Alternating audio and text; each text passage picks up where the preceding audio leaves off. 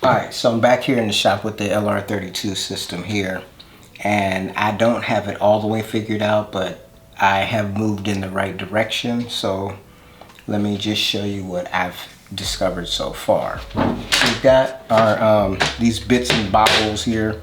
So these pieces here actually come off of this, the plate. So these are on here like this, right? I still have to figure out exactly how to put the OF1010 on here, but I do know how to put the OF1400 router onto this base plate. So what we do, we take these off.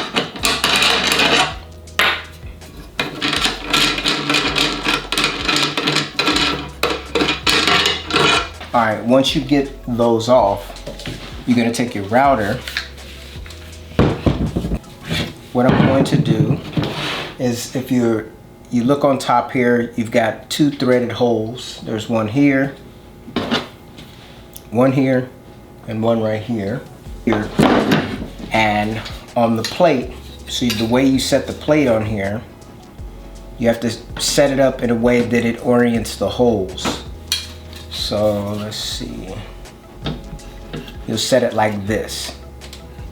So both of the holes are lined up, but I don't want to screw it in right now. What I want to do, I'm just showing you how it lines up.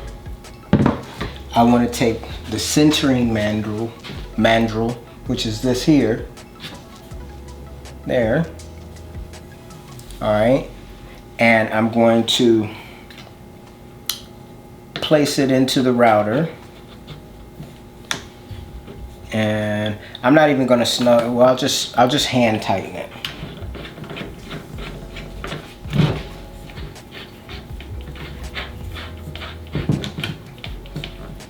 Okay, so I got that kind of snug. All right, so I've got the mandrel on there. So I've got my centering mandrel in here, and I got it locked in a place where the plate will fit down right over it, so it's locked in. Then I'm lining up my holes, one here, and there are some screws that came in the kit. They are flathead screws, and I'm going to put those in place.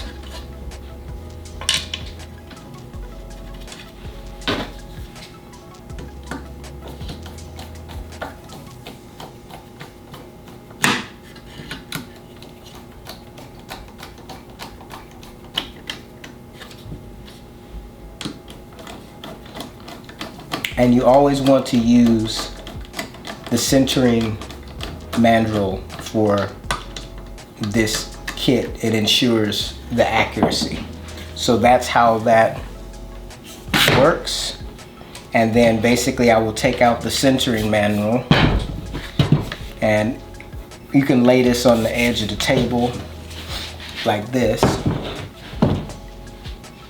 And then I'm able to go ahead and take out the centering mandrel.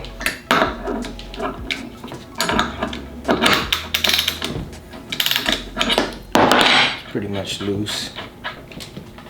And you want to be careful, you know, since this is set, not to bump it or jostle it around. So that's how you put the OF1400 onto the LR32 base. Now let's try to do that with the 1010. Now with the 1010, we will be using these other components here. And we'll put those on the plate. Let's take these screws out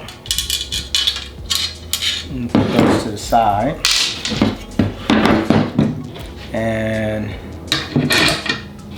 they go on, I guess, with the narrower portion facing down. And then we'll put this in. We won't screw it down tight. We're just kind of putting these on here. And then basically we take the router. I'm going to take this edge guide off of here, because I found out the 1400, it doesn't work as well with that thing on there. Really, it doesn't work. So I take that off and put it in the sustainer so I don't lose it. All right. So now we're going to put the centering mandrel in here.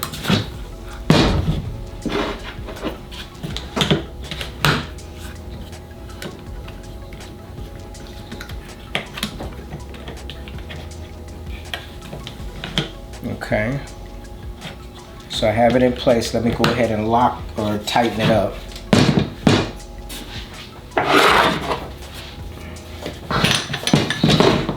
And of course this one doesn't have the ratcheting clutch, so let me just screw it down by hand first. Just snug it up. Alright, so now I'm going to push this down and lock it. And I'm going to take my plate. I wonder if I need to take one of these all the way off. And then slide it into position. I'm going to give that a try. So, okay. Alright, so it's okay. I have it slid in there. And it's on the actual centering mandrel. Right there. And then I'm going to put the other part on the bottom.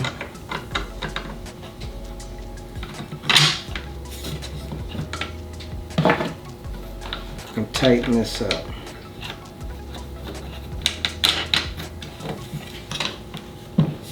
So it's centered on here. And I'm tighten it down. I'll turn it over here, tighten this one down.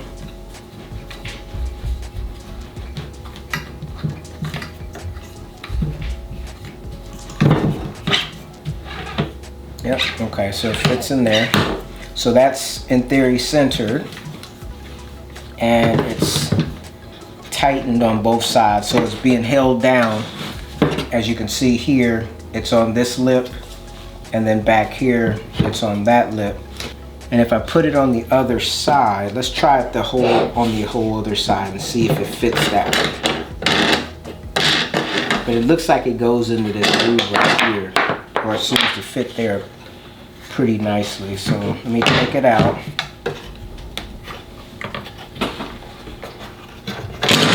Put it around the other way, like this. Let's turn it upside down.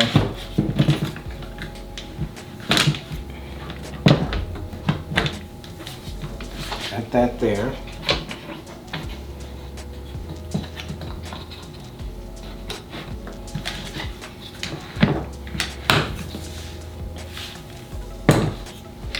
And then this side, it pretty much looks the same either way.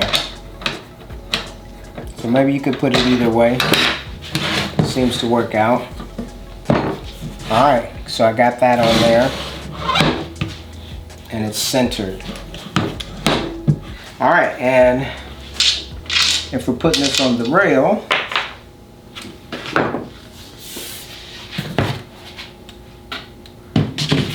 pop our rail down here.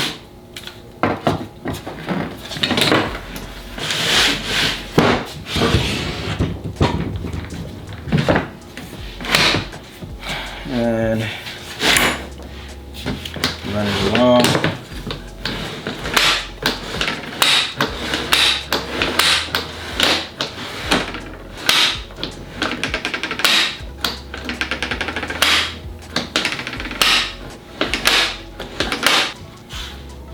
So I get that concept.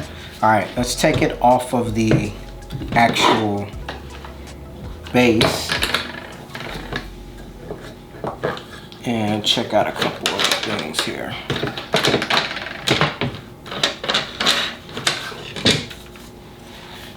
Okay, so in order for this to actually fit,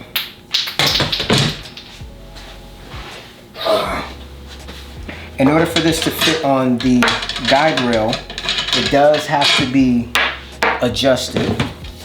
So right here and here, you have Phillips, or not Phillips, you have flathead screws. You want to stick your screwdriver in and adjust these accordingly and tighten them up so that when this plate is on the rail, there's no slop, right? But it also slides smoothly. All right, again, so you're gonna tighten up the flathead screw here, which is gonna push over this piece of plastic right here so that it grips the rail in between this portion here on both sides. So that's how you're gonna get this part squared away.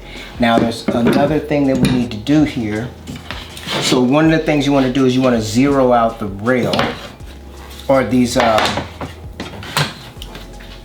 where are they at? These right here are like your edge guides, okay? And they actually have numbers on them. There's a 20 here, 10, 0, 10, 20, 30, and it goes all the way up to 110 all the way over to the far right. So what you want to do is this portion here, you've got this knob here to loosen this little plate right here. That'll actually, oh, took it all the way out. Let me put the nut back in and screw it on a little bit. Goal is not to take it all the way apart. Okay, so I'm gonna screw this down a little bit. So, all right, so I put it on the rail here. I'm gonna loosen it so that it fits on the rail. All right, I need to push this rail over a bit so this hangs off the edge. Okay, so I put this on the rail like this, and then I want to tighten it. Okay, and then we'll, on the front here, I want to turn this knob and slide. There's a grid of lines here, and there's a 0, and there's a grid of lines on the metal bar here and a 0. So I'm going to slide all the way over to the 0, match 0 to 0, just like that, right there, and I'm going to tighten that up. So that's zeroed out. Now, what happens is when I slide this rail forward, it should slide right there. So let me go back up a little bit so we can look at that again. So you've got this little section here, this little indentation, and that should go with the rail, or with this edge guide set properly. This section should wrap right around this pin. So I have it zeroed here. I'm going to go ahead and put that back on. And then when I push it down to slide it forward,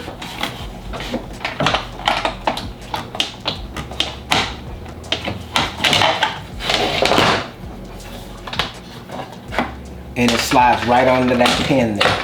As you can see, it's not in a hole, so that's why it's kind of sticking up. So like there's the hole. So actually I can loosen this knob here, kind of tight on there. Let me just take that off. Okay. So when I put this here, I can actually slide this in, and I want it to be butted up here, but there's a space there. All right. So I've got it butted here, and then I want to screw this down. All right, so my plate is in place. So when I slide back, it's off. When I slide forward, it's right there in place. So this particular rod is actually zeroed out. So let's take this one off, kind of tight, and put the next one on. All right, so if you can see here, the 0 mark is way over here by like the 32 mark. I'm gonna loosen it here and put the 0 on the 0, which is there. And then once I get it zeroed out, I'm just gonna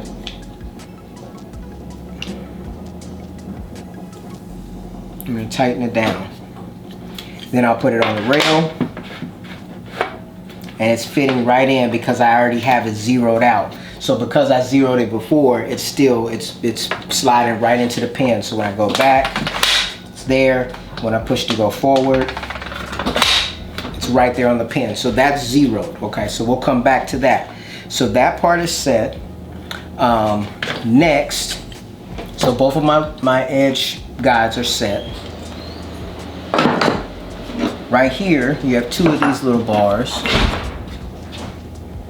And so you got a 32 on this side, and you got a 16 on this side. So you want to do the 16 up on the top, and then you also want to have the 16 going to the outside of the rail, right? And the way, let me take this off. The way that this fits onto the rail is you turn the rail, well, first you take this knob out,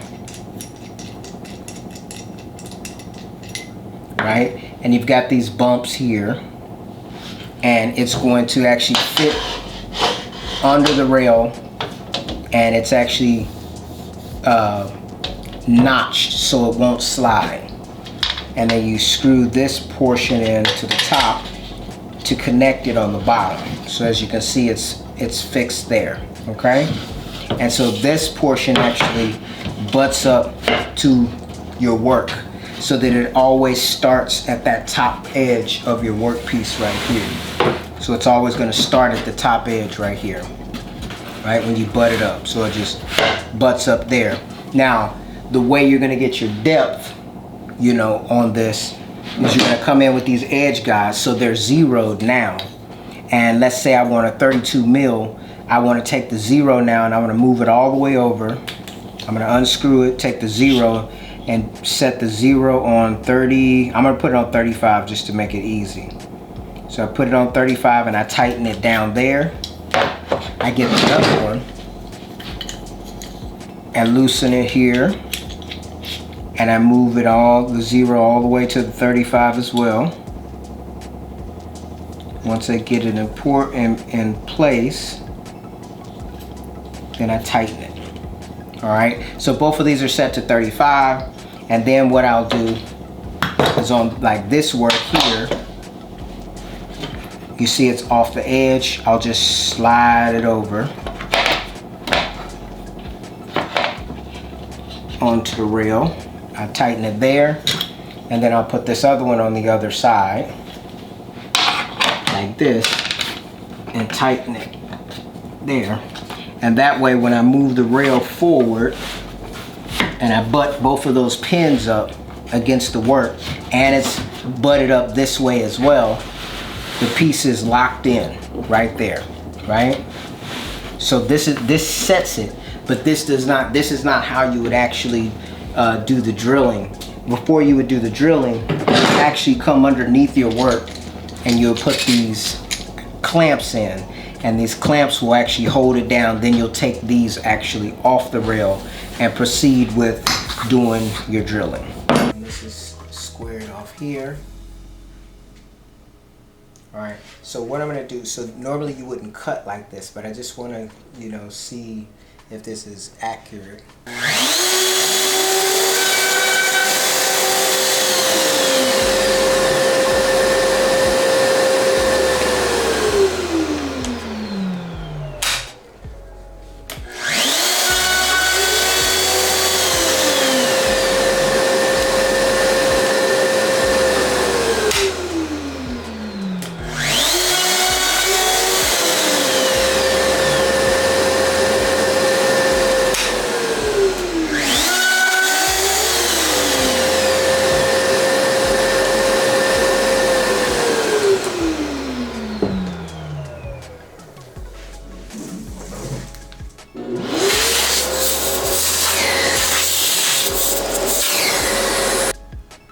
So all the way to the end, it looks like it's 40 millimeters. To the center, yep, it's about 37 millimeters. All right, that's all I got for today.